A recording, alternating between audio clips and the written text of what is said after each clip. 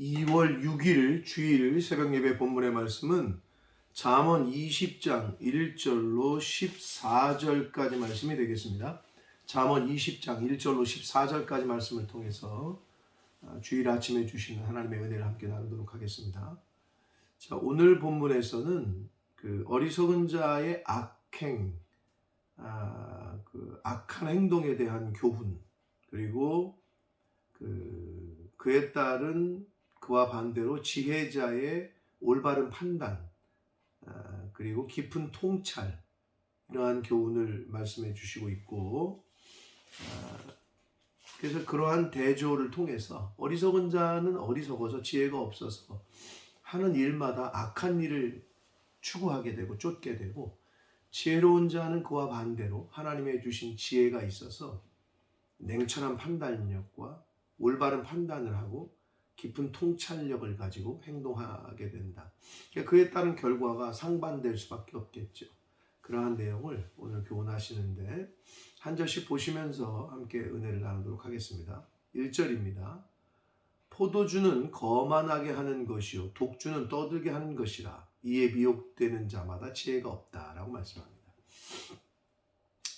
포도주, 독주, 한마디로 술 말합니다. 그냥 우리가 말하는 술. 네? 술은 사람을 거만하게 해요. 그리고 술 취하면 사람들이 목소리가 커져요. 물론 술 취하면 조용히 구석에 가서 잠자는 사람도 있지만, 보편적으로는 술을 먹으면 목소리가 커지고 떠듭니다. 그리고 술 취하게 되면 평소에는 얌전한 사람이 막 오만 그리고 거만을 떨어요. 그러니까 좀 오바를 하는 거죠. 내가 다 낼게, 내가 다 쏠게, 내가 다 할게, 막 이런 식으로 거만함이 올라와요. 그 술의 특징이에요. 그래서 에베소서 5장 18절에는 술 취하지 말라. 술 취하면 방탕하게 된다. 그러니 오직 성령의 충만함을 받으라 라고 말씀합니다. 그래서 오죽하면 술 취함과 성령 충만, 말씀 충만과 대조를 시켰어요. 술 취한 사람과 성령에 취한다, 즉 말씀에 취한다, 말씀에 그 어떤 충만한 사람은 그 결과가 다르다는 거예요. 그러므로 술 취하는 것, 술을 가까이 하면은 지혜가 없다라고 말씀하십니다. 2절 봅니다. 왕의 진노는 사자의 부르짖음 같으니 그를 노하게 하는 것은 자기의 생명을 해하는. 그렇죠. 오늘날이야 좀 민주주의 국가라 그래서 대통령 욕도 하고 이름도 마음대로 부르고 하지만, 옛날에 왕정 시대 때는 왕의 이름을 부르는 거나 함부로 말하거나 왕을 노엽게 하면 곧 죽음이었단 말이에요. 여러분, 왕 중에 왕이신 하나님을 노엽게 하면은 좋을 게 없어요. 그러니까 왕의 진노는 사자의 부르짖음 같다. 하나님에게 진노가 살 만한 행동은 하지 않는 게 지혜로운 자입니다. 3절, 다툼을 멀리하는 것이 사람에게 영광이거늘 미련한 자마다 다툼을 일으킨다. 다툼은 분열을 일으킵니다. 근데 성령은 일치, 하나 되게 하는 영이거든요. 완전히 반대죠. 다툼은 다투게 하고 나눠지게 하고 분열시키는 것은 그 사단이 하는 짓이에요. 그러나 하나 되게 하고 일치가 되게 하고 단일을 이루게 하는 건 성령께서 하시는 일이다. 그러니까 분별하기 쉽잖아요. 그러니까 이거 좀 싸우겠는데, 다투겠는데, 거기서 시작하기 전에 스톱하시라고. 하나가 되게 하고 단일을 이루게 하는 일은 더 적극적으로 하시고, 그게 지혜로운 자입니다. 4절, 게으른 자는 가을에 밭 갈지 아니하나니 그러므로 거둘 때에는 구걸할지라도 얻지 못한다. 게으른 자가 가을인데도 밭을 안 간다. 이 말은요, 그 팔레스타인 지방의 그 날씨, 계절 이런 걸 좀 생각하셔야 되는데, 팔레스타인에서는 10월, 11월 가을에 이른 비라 그래요. 그 비를 가을비가 내리고 나서 그 다음 추수를 위해서 밭을 갈아야 돼요. 씨를 뿌리려면 밭 갈아야 되잖아요. 그러니까 10월, 11월 가을에 밭을 간단 말이에요. 봄에 수확하고. 근데 가을에 밭 갈지 않는다. 나는 일하지 않겠다는 거죠. 씨 안 뿌리겠다는 거죠. 아니, 씨를 안 뿌리는데 어떻게 먹을 게 있어요? 그러니까 구걸을 하겠죠? 근데 구걸할지라도 얻지 못할 것이다. 게으름에 대한 경고, 교훈을 말씀을 해 주시고 있습니다. 5절 봅니다. 사람의 마음에 있는 모략은 깊은 물 같으니라. 그럴지라도 명철한 사람은 그것을 길어낸다. 깊어요. 우물이나 물이 깊어요. 그럼 그걸 뜨기가 어렵겠죠. 근데 여기서 깊은 물이라고 표현하는 것은 신비한이란 뜻이 있고요. 그 원어가 찾을 수 없는 이런 뜻이에요. 그러니까 마음 속에 있는 모략, 지혜는 그걸 찾기가 어렵죠. 그것을 끄집어내기가 어려워. 그런데 지혜로운 자, 명철한 사람은 그거를 끄집어낸다는 거예요. 그 사람 속에 있는 지혜, 속에 있는 명철을 말로써 표현할 수 있다는 거죠. 그게 지혜라는 거예요. 지혜 없는 사람은 지혜를, 마음 속에 있는 명철, 지혜를 끄집어낼 수가 없어. 그러니까 지혜로운 말을 할 수가 없어요. 왜? 명철이 없기 때문에, 지혜가 없기 때문에 그렇습니다. 6절 봅니다. 많은 사람이 각기 자기의 인자함을 자랑하나니 충성된 자를 누가 만날 수 있으랴. 수사 의문문으로 표현을 했는데 이게 무슨 말이냐면 많은 사람이 자기의 인자함을 자랑한다. 자랑, 즉 과시한다는 거죠. 과시. 어떤 뭘 도와주고 내가 좀 도와줬어. 긍휼을 베풀었으면 그냥 조용히 하면 되는데 그냥 좀 살펴줬어. 이게 과시한다는 거죠. 그러니까 진짜로 진심에서 베푸는 사람, 그걸 이제 충성심인데 충성된 자라고 얘기하는 건데, 하나님의 사랑으로 예수 그리스도의 그 받은 은혜대로 값없이 진심에서 사랑하는 마음으로 베푸는 친절, 그렇게 베푸는 친절을 베푸는 사람을 찾기가 어렵다는 거죠. 과시함으로 나타내는 친절, 과시함으로 나타내는 호의, 자기를 과시하는 거니까 그런 사람은 찾기가 쉬운데, 진심에서 하나님이 주신 은혜가 감사해서 그렇게 베푸는 사람은, 그렇게 친절과 호의와 은혜를 베푸는 사람은 찾기가 어렵다라고 말씀해 주시고 있습니다. 7절 봅니다. 온전하게 행하는 자가 의인이라 그의 후손에게 복이 있다. 사람이 온전할 수는 없죠. 완전할 수는 없어요. 그러나 하나님의 말씀을 따라 살 때에 하나님이 의롭다 하시고 온전하다 하시고 완전하다 하신다는 거예요. 그러니까 결국은 하나님의 말씀에 순종하려고 하는 삶을 사는 사람들은 자손에게도 복이 된다. 이 말씀은 출애굽기 20장 그 6절에 말씀하는, 우리가 너무나도 좋아하고 잘 알고 있는 하나님을 사랑하고 그의 계명을 지키는 자는 천대까지도 복을 받을 것이다 라고 말씀한단 말이에요.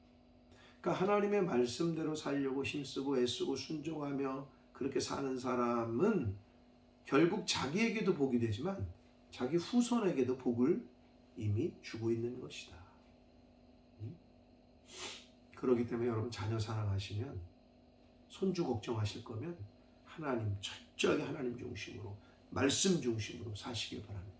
그것이 바로 내 자녀에게 복을 주는 일이다. 8절 봅니다. 자, 심판의 자리에 앉은 왕은, 그랬어요, 그의 눈으로 모든 악을 흩어지게 한다. 이 흩어지게라는 그 말이 그 원어적 의미가 알곡과 쭉정이를 구분하기 위해서 이렇게 키 까부드는 거 있죠. 그러니까 구분한다는 거죠. 철저하게. 심판 자리에 앉은 왕이 심판했잖아요. 눈으로 악을 잘 구별해야 된다는 거예요.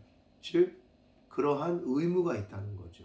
공정하게, 진리대로, 정직하게 선과 악을 구별해내야 된다라고 말씀해 주시고 있습니다. 9절, 내가 내 마음을 정하게 하였다, 내 죄를 깨끗하게 하였다 할 자가 누구냐? 없다라는 거예요. 인간은 스스로 정하게 될 수 없어요. 스스로 속죄할 수 없어요. 모든 인간이 죄인이기 때문에 그럴 수 없다라고 말씀하십니다. 그래서 하나님의 필요한 거고, 그래서 예수 그리스도의 은혜가 필요했던 거예요. 10절, 한결같지 않은 저울추와 한결같지 않은 되는 다 여호와께서 미워하신다. 이렇게 되어 있어요. 근데 이걸 원문의 의미를 그대로 직역하면 이렇습니다. 또 다른 저울추와 또 다른 되가 있다는 거예요. 한결같다. 하나만 있어야 되는데 재는 게, 저울이 2개 있다는 말은 뭐예요? 이럴 땐 이 저울 되고 이럴 땐 이 저울 되고, 내가 이익이 되는 대로 각기 다른 기준을 제시한다는 거죠. 그래서 성도는 한 기준만을 따라야 돼요. 즉 성경이라는 한 기준, 세상의 기준은 계속 바뀌어요. 그렇게 변하고 바뀌는 기준이 아니라 오직 한 기준, 하나님의 말씀, 이 기준만을 따라야 함을 교훈해 주시고 있습니다. 11절 봅니다. 비록 아이라도 자기의 동작으로, 행함으로, 이런 얘기가 되겠죠. 자기의 품행이 청결한 여부와 정직한 여부를 나타낸다. 아이도 이렇게 행동하는 것으로 저 아이는 참 선하네, 쟤는 좀 나쁜 짓을 하네, 그렇게 드러나는 것처럼, 하물며 어른이겠냐는 거죠. 어른도 행동함으로, 삶으로 선과 악을 나타낸다는 거예요. 그러니까 우리가 하나님의 말씀을 삶으로 나타내야 돼요.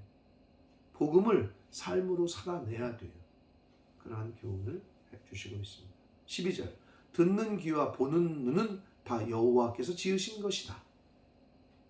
그러니 하나님이 지으셨는데, 그러니 이 말씀은 무슨 말씀이냐? 하나님이 눈과 귀를 지으셨다. 하나님이 다 듣고 보고 계신다, 이런 말씀이에요. 그러니까 하나님 앞에서 코람데오, 하나님이 다 보고 다 듣고 계시다. 그러니 악한 짓을 하지 말아라, 이런 교훈의 말씀이 되겠습니다. 13절, 너는 잠자기를 좋아하지 말라. 내가 빈궁하게 될까 두렵다. 내 눈을 뜨라. 그리하면 양식이 족할 것이다. 결국 이 말은 열심히 일하라는 거죠. 게으르지 말고. 열심히 일하는 사람은 눈을 떠야 일할 거 아니에요. 내 눈을 떠라, 이 말은 열심히 일하라는 거예요. 성실하게, 근면하게. 그러면 양식이 족하게 될 거고, 눈 안 뜨고 맨날 누워있고 잠만 자면 어떻게 되겠어요? 빈궁이 강도같이 오는 거죠. 분사같이 오고. 늘 궁핍한 거죠. 게으른 사람.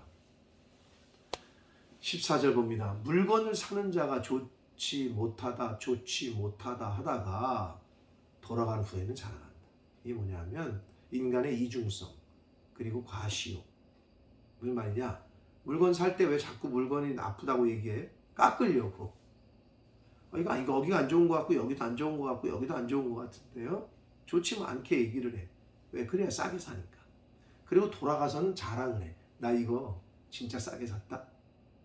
인간의 마음이 그렇다는 거예요. 인간의 속에는 이중잣대가 있다는 거예요. 그렇게 이제 내로남불, 내가 하면 노맨스, 남이 하면 불륜. 성도는 이런 자세, 이런 태도를 버려야 함을 교훈해 주시고 있습니다. 사랑하는 성도 여러분, 자문의 말씀을 이렇게 듣다 보면, 이렇게 듣고 읽다 보면, 묵상하다 보면 다 내 얘기 같아. 네?